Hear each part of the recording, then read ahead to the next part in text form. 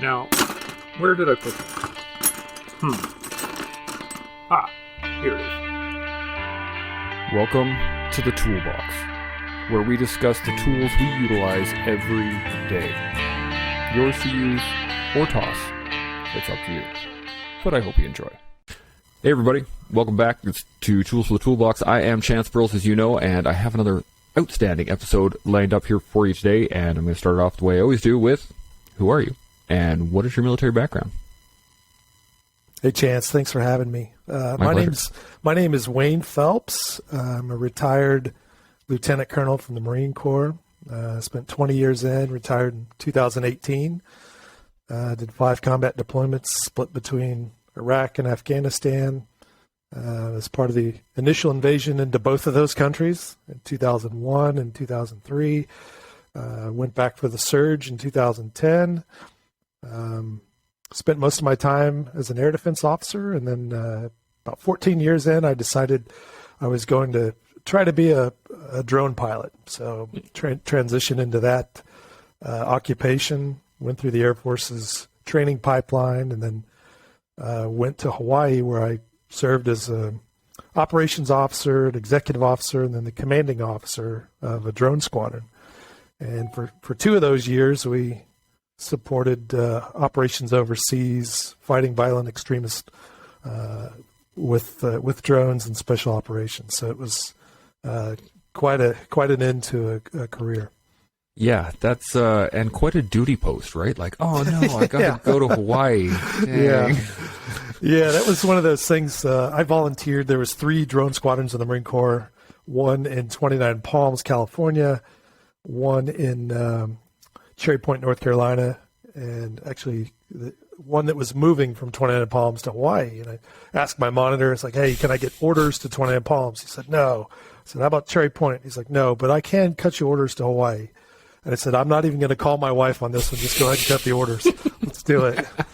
Yeah. Ah, shucks, I got to go to Hawaii. Yeah. Dang. 4 years. It was a great duty station. Loved it. That's awesome. So when are you out now? You're retired? Yeah. I've been out for about 3.5 years now. And what have you been doing since you got out? So my first job, I worked for a land surveying firm headquartered here in Austin, Texas. And they had 30 offices throughout the country, and they had a drone program, and they needed somebody to run the program. So I did that for about 2.5 years, learned how to use drones for surveying and inspection and all that kind of stuff, and got bored with that. And then I decided I wanted to get back into contributing to the defense sector. So I've been working for a startup company called Fordham Technologies out of Salt Lake, just south of Salt Lake. And we develop a system that shoots down drones with a drone. So it's pretty cool tech, yeah. That is pretty neat. So I imagine, surveying with drones not being as exciting as doing intel and special ops. Yeah, I mean, it was a lot of similarities to running a squadron, scheduling people and training them and doing the maintenance and stuff. But the actual mission of it was really boring. Yeah. So I really wanted to get back into defense related work. So yeah, it's hard to scratch that itch outside of the defense realm, right? Like it is, yeah. Yeah. I being an engineer, I'm used to deal with a lot of explosives, and then I got out and they're like, you're not allowed to touch those anymore. I was like, what? But I'm really good at it. I'm really good at it. Like, good on now. So I can imagine the challenges there. How was your transition out? Was it pretty seamless coming out of the Marine Corps, going into veteran life? Yeah, I wouldn't say it was seamless, and in fact, I still miss it every day. Yeah, I think what I hear a lot of vets say is, I don't miss the circus, but I miss the clowns. So I miss the camaraderie. I miss the sense of purpose and mission, and everybody rowing in the same direction. And I miss that every day. It's hard to replicate in the civilian world. So my transition wasn't smooth. I wouldn't say it was smooth at all. I knew where I wanted to move to. Yeah. We were building a house and I didn't have a job. So I spent about the first 3 months after retirement, while I was still getting paid, working on a book, doing research and conducting interviews and things like that. And about 3 months in, my wife was like, "Hey, you need to get a job. You're driving me crazy. You can't be around the house all the time." So that's when I found that job. It was local. It was kind of my first job out of the service, and yeah, I was just happy somebody hired me. What's the book you're working on? Well, it's published. Let's see it. I'm giving you a plug, man. There we go. Stick it right in. Yeah, On Killing Remotely. Yeah, man. Psychology of Killing with Drones. So I wrote it with Dave Grossman, the author of On Killing and On Combat. And that was really kind of my last final act in the service. I was 2 months out from retirement, and I said, "Hey, what am I going to do with my life?" And I said, "I always wanted to write a book." Mm-hmm. I had an idea and I had a title, and not much else at that point. So I wrote to Dave Grossman and I said, "Hey, I've got an idea for this book. I want to take On Killing, and I want to look at the same methods and topics that you discussed in On Killing, but I want to look at them through the lens of remotely piloted aircraft or drones, because I think there's a lot of gaps in that research." And I never expected to hear back from him, right? I mean, it was a total cold pitch, and he actually wrote back a few days later and said, "Hey, I love the idea, man. Let's do it. I'm on board if you are." I said, "Oh, that's great." I was the dog that caught the car at that point. I said, "Okay, you said yes. Now what's next? What do I do?" Yeah, so he gave me a lot of good advice on what to do, and research and first-person interviews and all that stuff. So yeah, I actually had him on the podcast earlier this year or last year, late last year, and man, I was like geeking out the whole time talking to him. Yeah, just what an outstanding individual, right? Yeah, absolutely. And we discussed the illusion of safety, in that we live in a safe realm, but it's only because we all agree that it's safe right now. So but yeah, he was pulling out facts and figures, and I mean, he speaks for a living now too, right? So he would go on. I had to every so often just be like, "So let's jump back on point here." Yeah. But no, great dude. I could literally sit and talk to him for 4 hours, or maybe listen to him for 4 hours more than anything. Yeah, so, he's been speaking and training folks for 20, 25 years now, so he's really good at it. Yeah, I was actually reading On Combat when I was in Afghanistan, and I was actually in the chapter. They were talking about auditory visual exclusion, and we had a firefight at one point, and the guys told me afterwards, and like, "Dude, did you see that RPG? Like, went right over your head?" And I was like, "Nope, didn't see any RPG. I don't know what you're talking about." And then 2 days later, I think I was actually in that sequence where this can happen. People will see things and you won't. And I was like, oh, okay. Yeah, it makes perfect sense. Yeah. But yeah, just definitive works for sure. Like the On Killing, On Combat. And I didn't get through your whole book in the last 4 days, but I got through a good chunk of it. And there is some really, really excellent points in there that I actually had to immediately call one of my sniper buddies to ask about similarities and differences and things like that. It was, it's been a fascinating couple of days because my mind has just been spinning. Before we get into the actual topic today, but I wanted to ask you, if you had, it's been 3 years, right? If you had a piece of, advice, piece of wisdom to give to yourself 3 years ago when getting out, how would you make your transition a little bit easier? Yeah, so what I've learned is I needed to find where my passion and what someone will pay me to do for my passion intersected, right?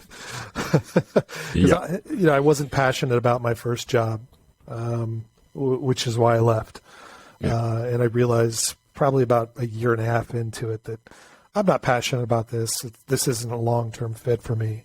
So I started looking at what's next and, what am I passionate about? And that, when you have a choice of what you want to do, you got to reflect on what's important to me and what do I want to spend my time doing now that I have a choice. So that would be probably the greatest piece of advice I could offer is think about what you really enjoy doing, and if you can find someone to pay you to do it, then find those opportunities and seek them out.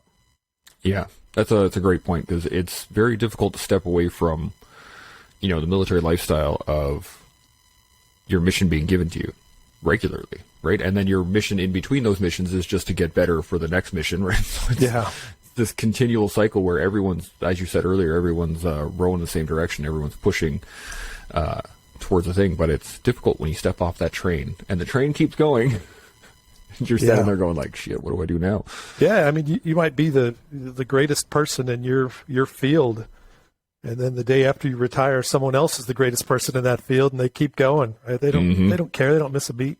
I used to talk about what happened the day after Chesty Puller got out of the Marine Corps. Like the Marine Corps kept going. Right? Mm-hmm. Yeah, it's a tough lesson for a lot of us too, because we have this. You believe you're an integral part of the machine, right? Like if I'm not here, things break down, but no, they don't. The moment you leave, somebody takes your spot and everything keeps moving on. And there's times later on, and so I've been out since the end of 13. And there's times where I'm like, I kind of miss being in the Army. I mean, there was lots of fun times, lots of good dudes, and so on and so forth. And I'm like, I wonder what they're up to. So I'll call a buddy who's still in. And I'll be like, hey, man, what are you up to? And he's like, I got these friggin' evaluations to do, and I got these friggin' privates that can't do it. And I'm like, cool, man, thanks. That's all I needed. I know. Done. Just hit the refresh button and on why you got out. Yeah. And you're like, oh, yeah. Forms in triplicate. Right. Sending emails to a guy across the hallway who won't talk to me. Right. I remember those days. But yeah, let's dive into a little piece on what you were writing. And I found what you wrote actually in your book. What I found was talking about the dehumanization of people, and just thinking about it initially, what it really kind of sparked in my brain was the fact that we do it regularly. Every day, right? We segment our reality into who we are. And the other people are just other people. They don't count. And it's the old modality, right? Divide and conquer. If you can put a wedge between somebody and remove that unity of force, it's the same thing as breaking through a line. It's the same thing as cutting off one of your flanks. You're completely separating people. Do you find that you see that more often in everyday society now that you've written that book?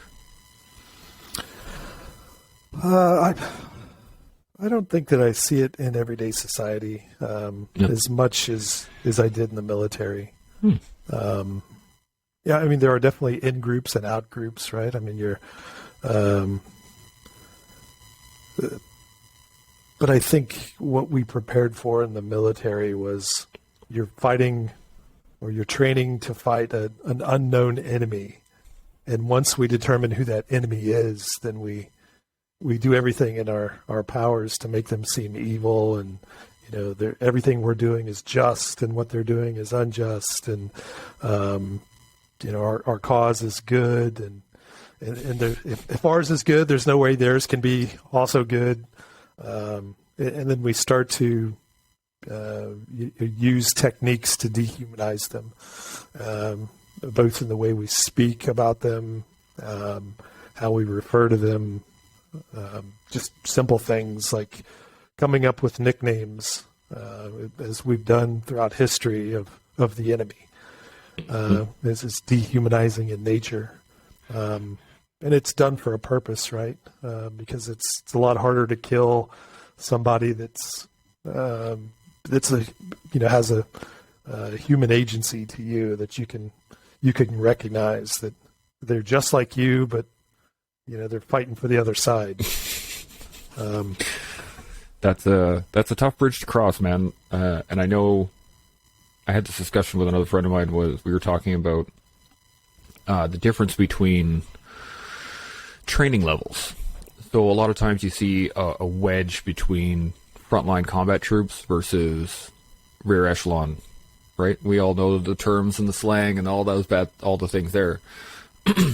But it just comes from the fact that they're different, right? In a world of conformity that is the military, those people are different, and these people are different. And here in Canada, which it's kind of sad to say, but there was a lot of that throughout my time in. Less so now, but there was quite a bit of it when I was in it. If you weren't one of the frontline troops, you were nothing. You were almost garbage. But at the same time, we can't do our job if we don't have those people. So it's very hard to separate the almost the natural, the habit to just immediately segment people. Did you experience that in the Marines at all? Yeah, absolutely. Yeah. The base of the Marine Corps is the infantry. Everything is designed to support the infantry, through fire and maneuver and support, whether it's logistics, intelligence, all of the support MOSs, even aviation fires, artillery, all of that is to support the Marine on the ground.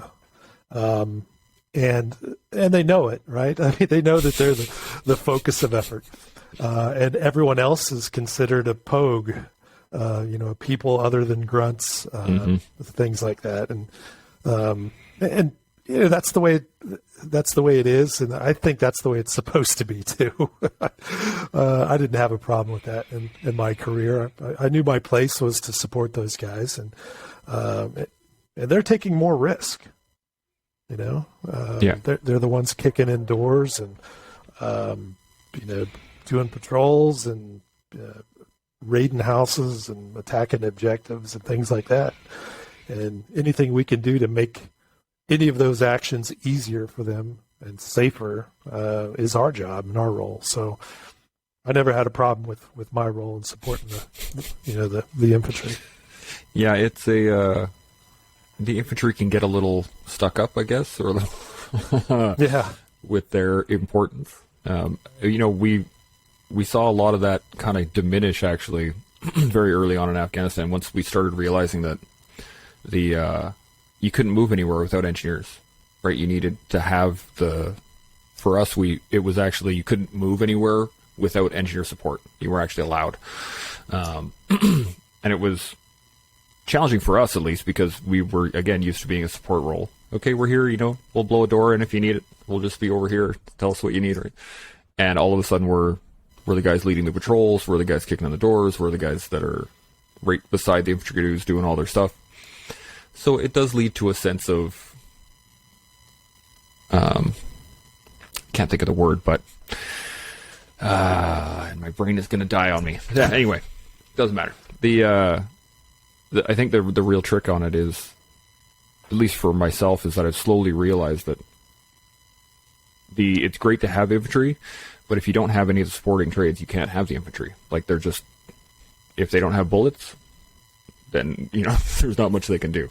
If they don't have engineer support, there's not much they can do. If they don't have artillery support, close air support, if they don't have blah, blah, blah, blah, then it's all great, and they're going to still do their job to the best of their ability when they can. But all these extra things make it nice. That's why, unity is so important, I think. Especially in not just the military, but civilian realm, the veteran world, all the extra stuff that we do afterwards. If we can maintain a sense of unity, then we can move forward.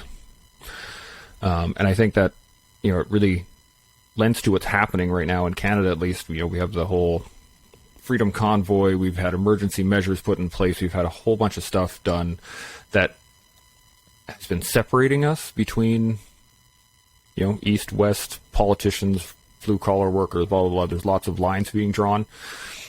And I think unity is the key, I believe. At least that's all I can think of.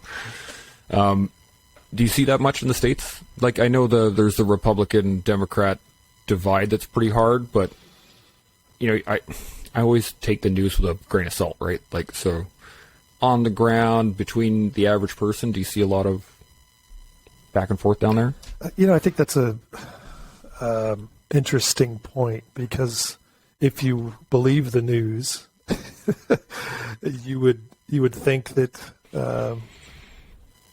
the country is completely divided along political lines, and that those people opposite of your beliefs, that you're not going to interact with them, and that they're the enemy, and everything they do is wrong. And the reality is, the people I interact with on a daily basis, a lot of that stuff doesn't come up. We're just humans in the end, and we all have the same, desires to live a life of freedom and, happiness and opportunity and fairness, right? And there's things that obviously divide us. Yeah. But I don't think it's as bad as what you see on the news. I don't experience that.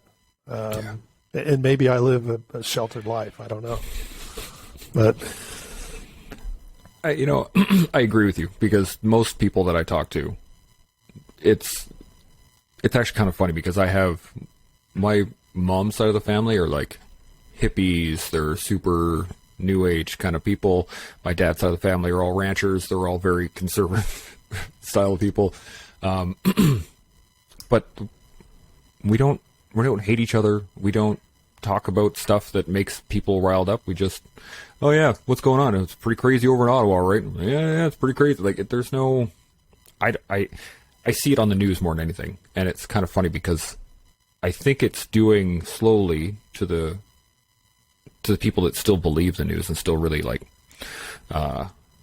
get all their information from it, is it's doing what we used to do within the military, right? You're trying to dehumanize the other side. You're trying to make them less than, or use use words, right? And the words matter. I read it in your book, actually, where to dehumanize the enemy, we stop referring to them as people, right? They're targets. They're insurgents. They are blah, blah, blah. We have names for them. This guy is an HVI. This guy is a blah, blah, blah, blah, blah, blah, blah, blah. Why do you think that matters so much, that we use the different terminologies? Well, I think it matters because we don't want to have to recognize the humanity of the individual that we're about to kill. Mm-hmm. It becomes a lot easier if you don't view them as a person, a father, a mother, a brother, a sister, aunt, uncle, that kind of thing. If you just view them as this evil entity that you're fighting, you don't have to stop and think about, am I creating a widow here by killing this guy that provides for his family and his two kids? That's one of the things that I think is very different with drones, is because they can observe a target for a really long period of time. And there's this constant struggle of trying to dehumanize this individual while at the same time recognizing the humanity of this person, because you're seeing everything that they do. You're watching them play with their kids in the backyard, go into the market, having tea with friends, things that, you and I do on a daily basis. And we're like, I can relate to that. And sometimes you're watching some nefarious activities. You're watching them plant IEDs or meet with other people that are part of a terrorist cell or something like that. But that's not the majority of the time that you spend watching them. Yeah. So that dehumanization process, I think, is absolutely necessary, especially for RPA crews, because eventually they're going to have to strike this person. Yeah, excuse me. I was talking to, as I said earlier, one of my sniper buddies about this concept too, and you brought it up in the book, was that the proximity to the target also changes, right? So, or changes the way we look at them. So when I was talking to my friend, he was saying that, as a sniper, doing a pattern of life reconnaissance, right? You're sitting there watching the same thing happen over and over and over again. You might be there for a few days, might be a week, but he was telling me that it's the feeling of there was no feeling of empathy towards that person because they were, or the person that they were watching, because they were still in country, like they were still at risk. There was still a hazard to them in case if something happened. And he said for himself, at least, it was more of a wait and shoot, like sitting on the range, right? You're just, okay, waiting. And then when he got the clear, go for it. Did you notice anything within the crews themselves? Like, were there markers that you could check off for mental health, or if someone was acting a little squirrely, right? Was that something you could tell in the boxes when you guys were flying around? Or was it more of their post-work activities that would lead to issues? Well, it depends on the individual, right? And so the more you get to know somebody you work with, the more you can determine something is different from their baseline of habits and behavior. There are instances of people that have, refused to strike targets. Some justifiably so. There are folks that don't. They have a bad strike, and that's going to affect the entire crew. And by bad strike, I mean something that could result in civilian casualties. Yeah. Either inadvertently or sometimes deliberately, because the gain of striking this target is worth the risk of some of the collateral damage that occurs. So they're knowingly striking an individual where there's going to be civilian casualties, and they have to deal with that. I think that, going back to your comment about distances and your sniper buddies, they're physically in close proximity, at least rifle range of hitting that target. And there's a risk to those individuals. Through observation, through pattern of life, they're able to kind of recognize the humanity of a person.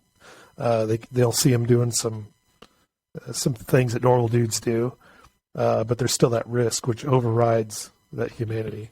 When you separate the two, like you do with RPA crews, and you move the physical distance to 7,000 miles away on the other side of the planet, and then you shrink the cognitive distance or the empathetic distance down to really close, similar to a sniper where you're watching this person all the time, you've got these conflicting differences or conflicting distances. So the physical distance is almost irrelevant because there's no risk to the crews. So the cognitive distance in my studies has shown to be really important for how they're going to respond to the work that they're doing. Mm-hmm. That's it's a tough job, man. That I can't even imagine trying to just sit and watch somebody. I mean, I think you early on in the book you had mentioned the utilization of troops for pattern of life, right? That you take someone who is highly skilled, highly trained, and you put them basically in a high risk area, and you tell them to sit there and watch. And I remember being put on sentry. I remember being put on, when you're doing security for patrols and stuff like that, when you take a break.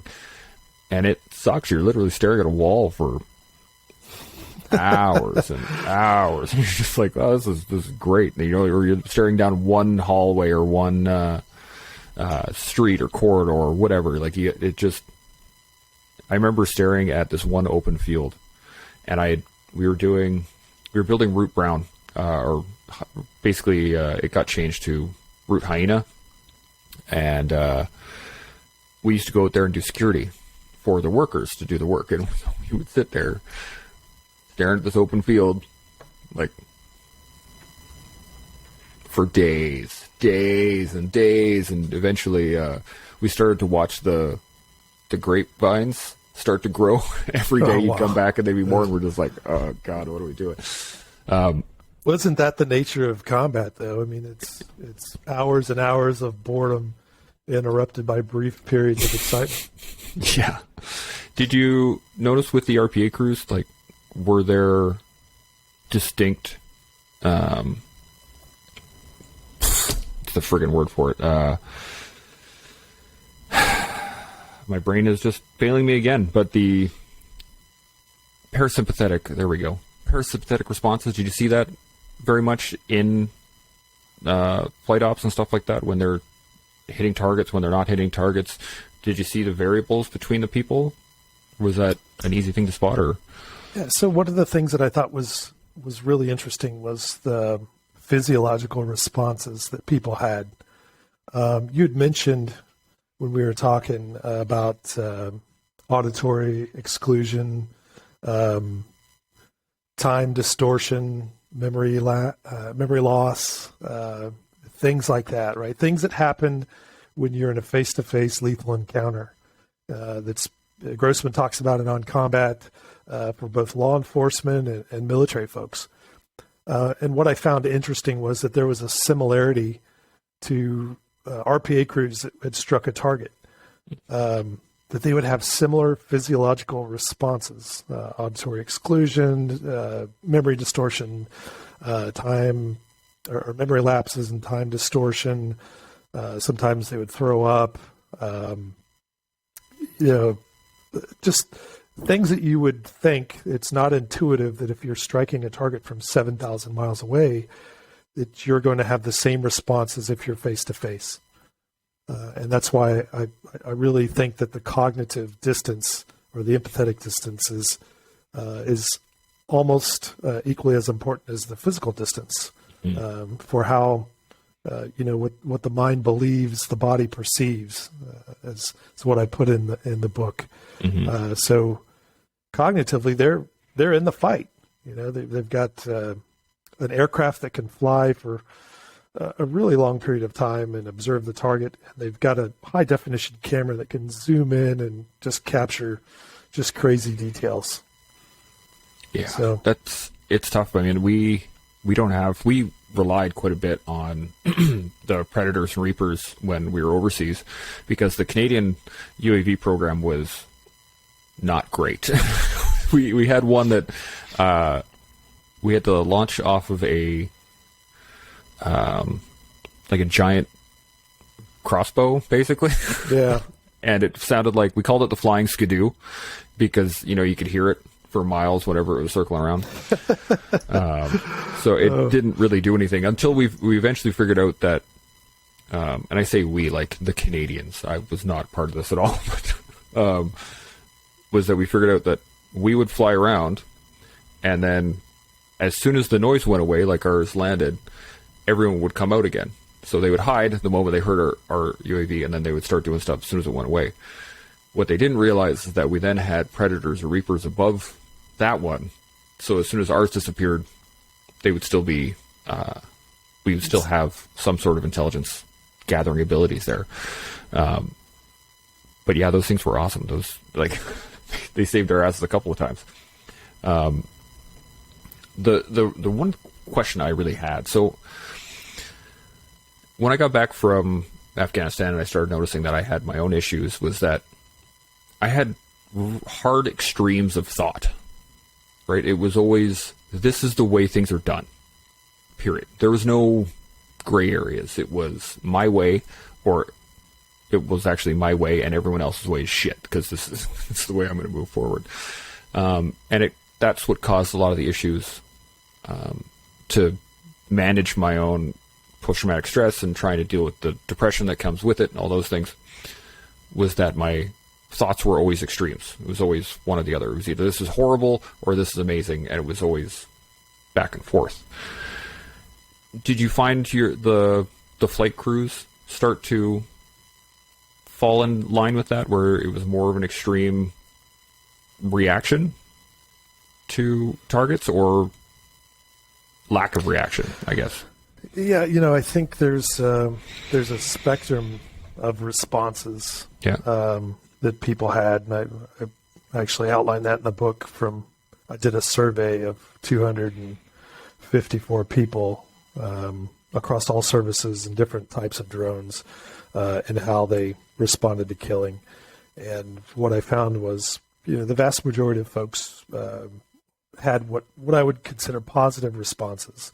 And that was, things like pride and mission accomplishment, and, they're just doing their job. And then you would have some neutral responses kind of in the middle. They're ambivalent to what they're doing.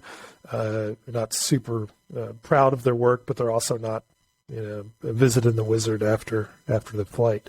And then the smallest portion, I found there were people that had negative responses to killing. And what I really wanted to understand was, why were they having negative responses? What was the root cause of those negative responses? The top three reasons were anytime they were conducting a pattern of life for a long period of time and they ended up striking the target. And we've already talked about that, right? It's because they're recognizing the humanity of that individual. Second one was anytime there's a strike where there's civilian casualties. That's to be expected if you're on the ground or if you're striking a target from 7,000 miles away. Yeah. If you have a strike that goes that way, you're going to be affected by it. And the last thing was, anytime they're flying a mission and they couldn't prevent friendlies on the ground from being wounded or killed, it also affected them. And to me, this goes against everything that people say about drone crews and how they're isolated or insulated, 7,000 miles away, sitting in Creech Air Force Base, pushing a button, extinguishing a target, home in time for dinner with the family, and they're not feeling anything. They're completely disconnected from the fight. And those incidents, to me, show that they are very connected emotionally to the people that they're supporting and to the targets that they're striking. So it really goes against what the conventional wisdom of, or at least what's been reported in the media about how people respond and how this kind of warfare is bad because, we're just killing without compunction, and it's going to lead to more combat and all of those things. So that's an interesting point. I hadn't really thought about this. There was a period of time when I was overseas where we had to do our own gate guards. It's so bad. So I was on the front gate in Massamgar, and I was watching the base, doing my security position. There was QRF call. One of the units had gotten into a firefight, and my section rolled out with everyone else, and because we were part of QRF, but I got left behind, and the firefight was happening close enough that I could watch it with the binos, but far enough away that I wasn't in any direct danger, right?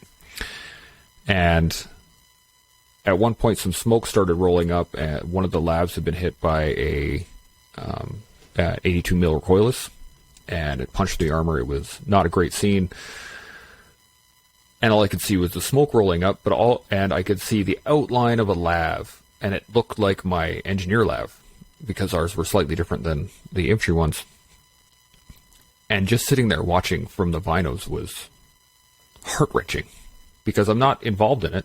Like, I'm not engaged in it in any way physically, but I'm literally watching it from, whatever the magnification was on those binos at the time. And it makes a lot of sense to still be connected, even though there's a physical distance. The camera and the zoom and the quality of picture that comes out of those makes it personal. You're in your personal zone again. So that makes a lot of sense why it would be challenging. Yeah, Grossman talked about on killing. He referred to that as a mechanical distance. So you have this some sort of a scope or a screen or something that separates you from the target, which makes it easier to dehumanize the target and easier to you have less resistance to killing, which was probably true at some point based off of the optics we used to have, and NVGs that were, you could see blobs running around, but you couldn't make out the fine details of somebody. So it's the mechanical distance as actually bringing people closer to the fight when you have a high definition camera that can zoom in. That's man. So my next question. I mean, I'm throwing a lot of questions at you here. I normally have better points to throw in here, but as I was reading your book and I was like writing notes profusely, I was like, oh my goodness, this is great. How do we bridge the gap? How do we? Because I mean, the more, as you've said a few times, right? Like the farther we get away from combat, there's a dehumanizing effect, obviously, that's been studied and written in. But then if we're talking about sheer optics and the ability to be in the fight without being physically in the fight, how do we bridge the gap? How do we find the medium? Where distance is not as important, and the camera angle or the clarity of camera aren't going to override the senses? Well, I think first that we have to recognize that people can be affected from this, from such a physical distance. Mm-hmm. I think it was probably around 2014, the first study the Air Force conducted came out about how RPA crews were experiencing PTSD.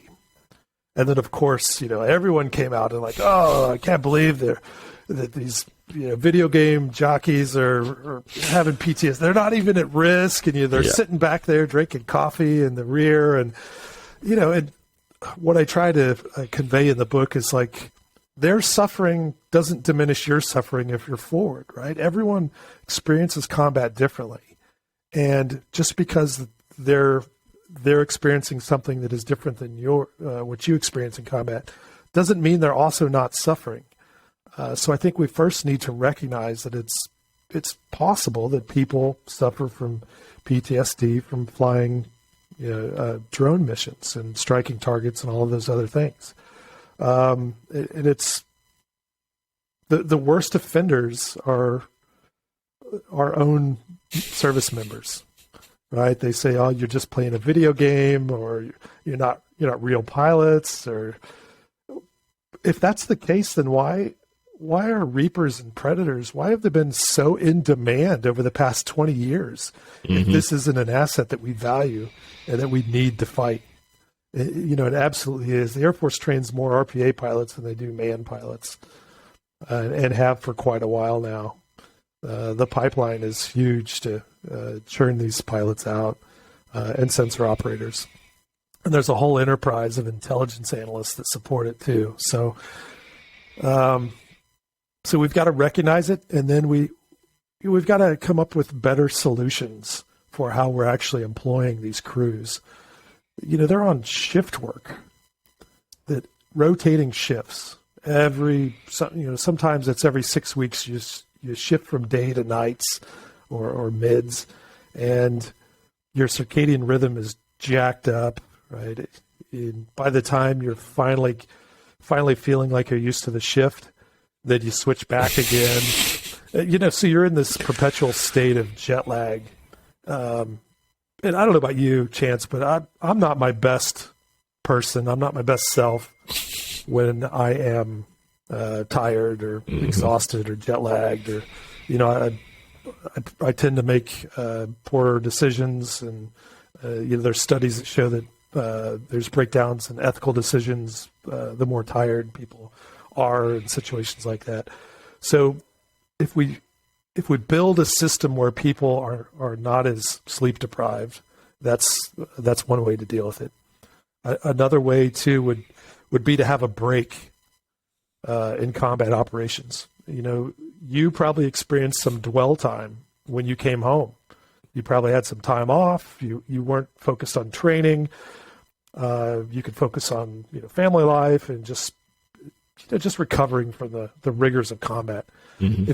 If you're in drone squadron in the Air Force today, and you show up at your first line squadron, you're there until the end of your tour, flying combat missions almost every week, nonstop, right? So there's no break from combat. There's no dwell time. So we need to recognize that those squadrons are also in combat, even though they're doing it from garrison, from the United States. Mm-hmm. We need to say that there needs to be a break from killing. We need to schedule in dwell time for those folks. So those are the two biggest things right there that could really improve the mental health and the stability of the community. Stop messing with their sleep. Stop putting them on these crazy shifts, and then give them a break. Yeah. Another thing that I think is huge is peer support, and I'm sure you're telling me stories of sitting around with your buddies, talking about these things and just talking through them, of somebody that understands and has gone through the same thing that you have, is better than going into a psychologist or counselor and they say, okay, just tell me what's wrong. A lot of that, where do you begin? Yeah. Right? Your buddy that's experienced it will understand because they've gone through it. So the peer support, I think, is the first line of defense for anybody that's gone through some sort of a negative experience. The Brits do this really well in their TRIM program, if you're familiar with that, but the tactical risk mitigation or something like that. But they're the first person that they talk to after something goes wrong is usually a service member, a peer. Whereas for us, it's kind of like, we do a really good job of preparing you for the act of killing and a really shitty job of preparing you for dealing with the act of killing. At that point, it's like, okay, you need to go see the chaplain, or you need to see, a doctor or something like that. I don't know. I'm not trained to deal with this, but in reality, we are, because we've established that trust with that individual, and they'll open up to us. Yeah, it's it's funny. Psychologists and psychiatrists and all these other things. I'm a big proponent of having a psychologist, and I think it's an excellent way forward. But you have to think of it like, think of them like a strength coach or a mechanic or something else, where if you were just to see your mechanic when your car broke down and be like, yeah, so I was driving and then I heard these loud thumps and then bang, right? Your mechanic's going to be like, all right, okay, bring it in. I have to look at it, right? Same thing with a strength coach. I was doing jiu-jitsu and then I heard a snap and I just stopped, and now what, right?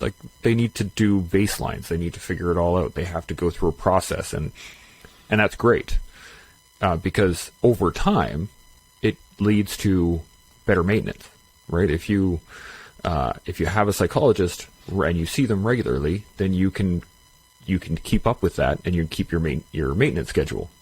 Same thing with a vehicle, right? If you're changing the oil regularly, you're using the right fuel, you keep it topped up, you're not doing anything crazy with it, your engine will last longer. Unfortunately, what's great about peer support is it's like having your hood open in your garage and your buddy comes over and he's like, hey, you're still working on this thing? Oh, what have you put in here? Oh, blah, blah, blah, right? We know exactly what's going on.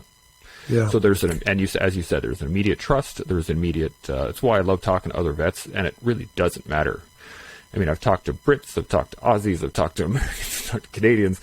We all know what it's like to chew the dirt, and that's the key thing that brings us together. And one of the things you had mentioned was, or that you were just talking about, it brought me back to the concept of. Oh, I forgot it. I had it. I had a great point, and I lost it. That's okay though. Dang it! I'm gonna try and recall it, but it's not gonna come for me. So, the way forward. How do we move forward with this? Because as you're saying, crews are starting to see issues. People are starting to cut them down. Oh, that's what the point was. Haha! I got it. I rallied it up. If we, as I said earlier before we started recording, was that I was talking to some buddies, and the people that are rear echelon don't receive the same level of training as the guys in the front, right? We don't take our clerks and cooks and people like that and put them on a level 7 combat brigade combat run and have live fire tanks and airplanes and no, that's not their job. So they're not going to be trained for that level of combat. Is there a way to train RPAs? Is that one of the answers, maybe? Like a more definitive training program? Or is where they're at right now sufficient? The Air Force, I think, does a good job screening in the beginning of preparing people for the rigors of what they're going to go through. So up front, they're fairly honest in the pipeline of you're going to attack aircraft. There's a high likelihood you're going to be involved in striking targets. So that front loading it, I think, helps, because you can, if somebody says, I don't think that's for me, then you can say, okay, you're over here in the surveillance drone category, right? So I think that they do a really good job of that. The rest of the services, Marine Corps, Navy, Army, not so much. Marine Corps is just starting to get into strike, UAS with Reapers, and it's different cultures as well, right? Yeah. So it's hard to say that one methodology will work across all of them. But I think that peer support is important for the way forward. I think that there needs to be some sort of a relief valve. We need to dial back the amount of drone support we have across the world, right? It just keeps increasing year after year. The amount of combat air patrols that are required by the combatant commanders. Even if we've pulled out of Iraq and Afghanistan, those commanders say I still need that. Like, dude, you're not even fighting a war. What do you need all these drones for? I'm not going to give those up. I might need them someday. So we've got to be serious about the assets that we employ and how we, the downstream effect it has on your entire service, what it takes to keep those Reapers flying 24/7 in support of you, because it affects people, right? That's one of the biggest things that I think is a misnomer about drones is when you hear about a drone strike in the media, you don't think about there's people at the end of that watched a target for a long period of time and made the decision to kill. So one of the things you talked about the way forward, one of the things I'm studying now is autonomous weapons, right? Is it legal and is it moral and ethical for us to take that decision away from a human and to automate it? Yeah. If we can get to a point where automated target recognition is as good as a human's judgment, I kind of ended the book with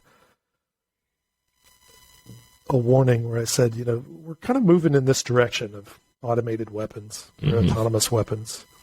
And it might be easy to say, hey, humans are suffering because we have all these drone strikes. Well, let's just remove the human from the loop and then the problem solved. Right? And that's when the Terminators show up. That's when the Terminators show up, right? I think there's going to be a place for autonomous weapons, but I also think that combat is a human endeavor, and I think it needs to remain a human endeavor.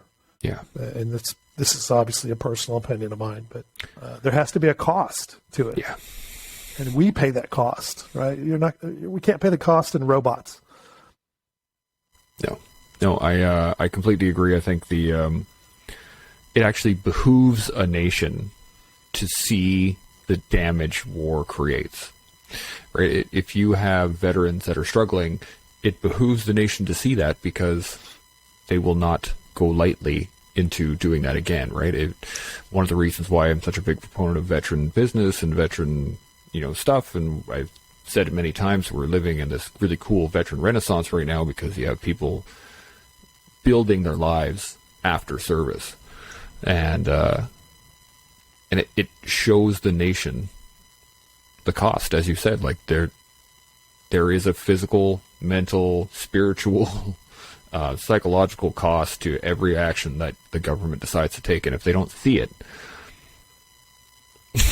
they're just going to keep using it, right?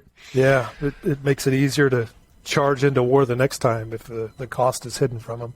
Yeah, and I mean that's the baseline of pretty much every piece of combat since World War II, right? Like, oh, we're just going to put some troops on the ground. We'll help out with these guys, and one of our guys died. Okay, well, we need a bigger presence. We got to have more security. Now our guys are getting hit on base. Okay, we need to push out patrol, and then you immediately, and it always starts. We're just a couple dudes, right? A couple dudes will go over there. Then they get hurt, and you're like, shit, now we got to go bigger. And you go bigger, and you go bigger, and it's a negative cycle. It's interesting, the moral... There's a lot of stuff going on right now about moral injuries, and it's not just the psychological side of it. It's, having to do something that you aren't 100% on board with, right? I was always told very early on in my career that it's my responsibility as a soldier to question every order it was given. And I took that to heart, and I got me in trouble a couple of times. But the concept is there, right? Like, we should be questioning what's happening. Do you find there's a larger moral quandary when dealing with drones? I can't say, dealing with the RPA pilots. Do they really wrestle with that a lot, or is it more afterwards? Or sorry, should I say during or afterwards? Yeah. So moral injury is definitely a problem within the RPA community, the same as it is within other occupations, right? So, so there's people that they think they're going to be okay with killing somebody, and they get in there and they actually do it, and they're like, oh, this doesn't jive with my morals at all. Mm-hmm. But they're stuck doing it, right? We struck an American citizen with a drone deliberately, without any due process. Anwar al-Awlaki, if you remember that, back in 2012, I think it's about 10 years ago now. We're still talking about it. That we shouldn't have to defy the Constitution in order to defend it. Yeah. And that's putting people... that's a presidential decision. I'm going to strike this guy. Okay, did we clear it with legal? Yeah, legal says you're going to kill an American. Okay, all right, pass it off to some drone crew. They're going to go do it. Yeah. And those people have to deal with that the rest of their lives. They killed an American citizen without any sort of due process. And I think that was a horrible precedent. There's no legal justification in my mind that stands up to doing that. No. So yes, there are situations like that. The drone crews are put in where they're forced to do something or asked to do something that doesn't jive with their morals and can create moral injury. Do you have the ability to say no? Because I know, like, up here, I technically could refuse an unlawful order, and regardless whether or not it's technically an unlawful order, I can still refuse it in the moment and say, I believe this to be unlawful, and not do it. I would probably be arrested and, taken off the line, but is there the ability to do that within the Air Force, Marine Corps, all that stuff? Yeah, absolutely. Same. If you say, I don't think that's a lawful order, I'm not going to carry it out. There's other ways that crews, and I talked about this in the book too, there's other ways that crews protest something that they're asked or tasked to do, and that's by missing, just missing the target intentionally.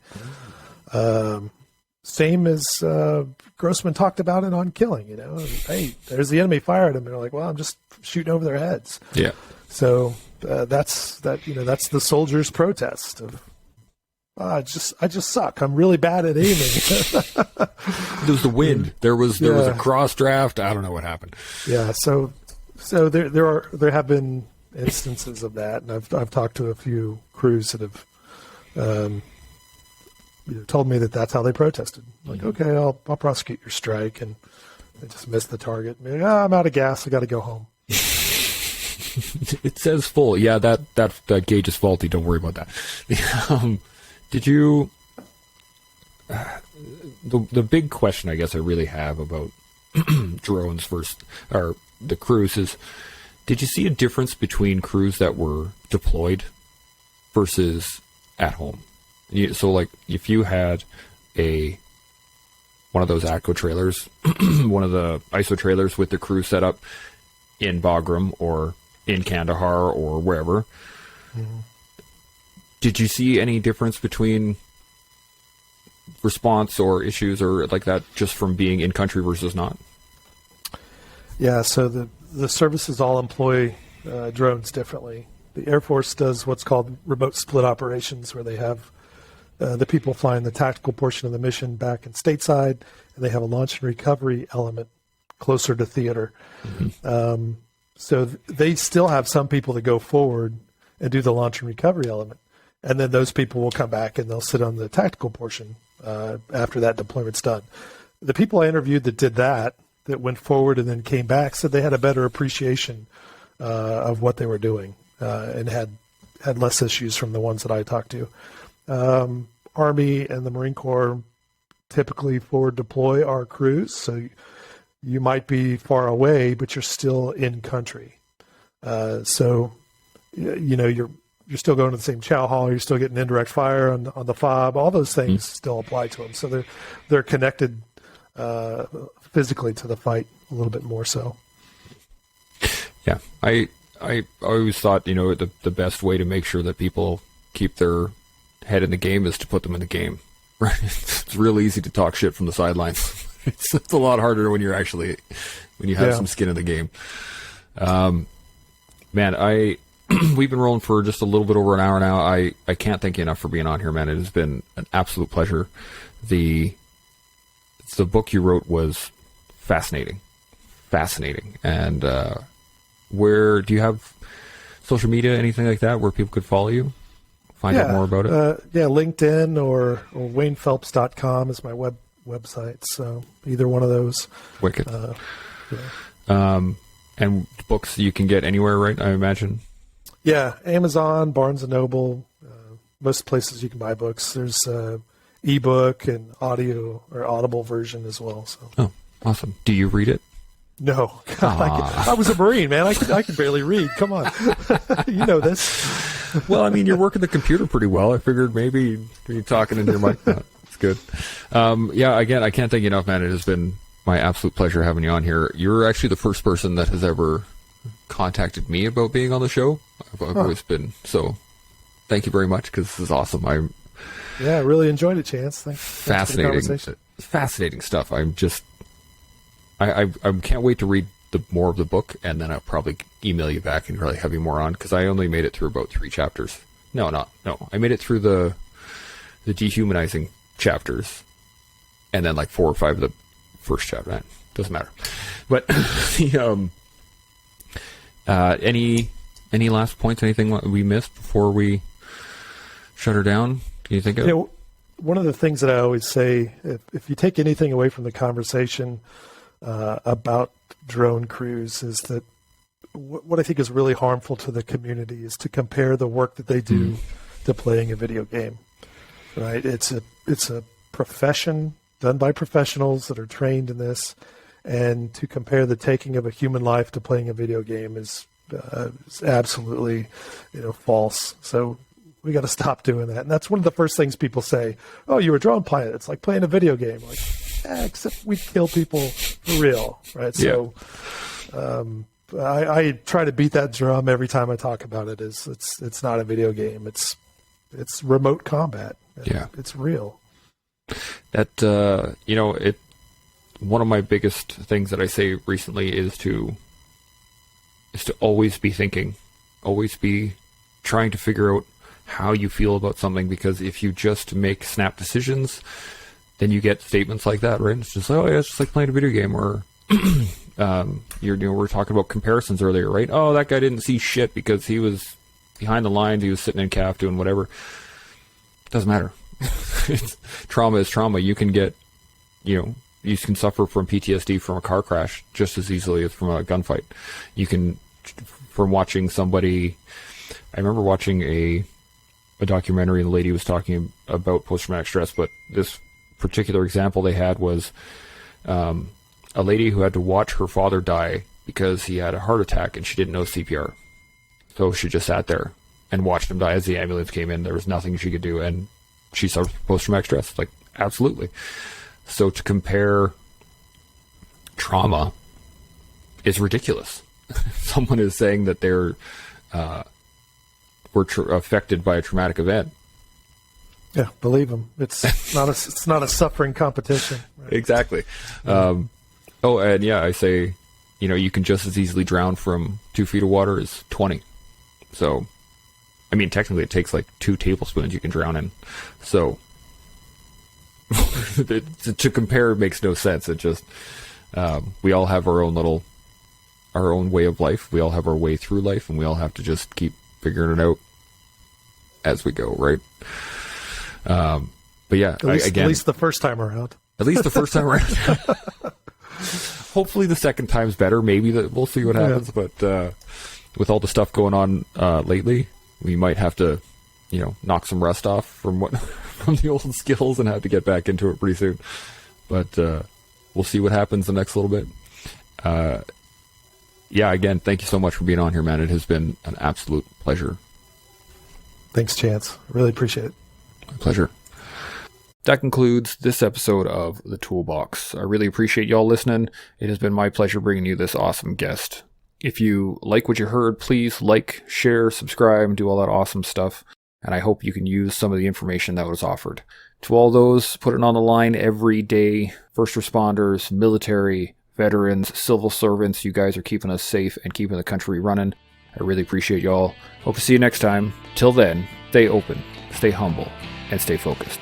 Shimo.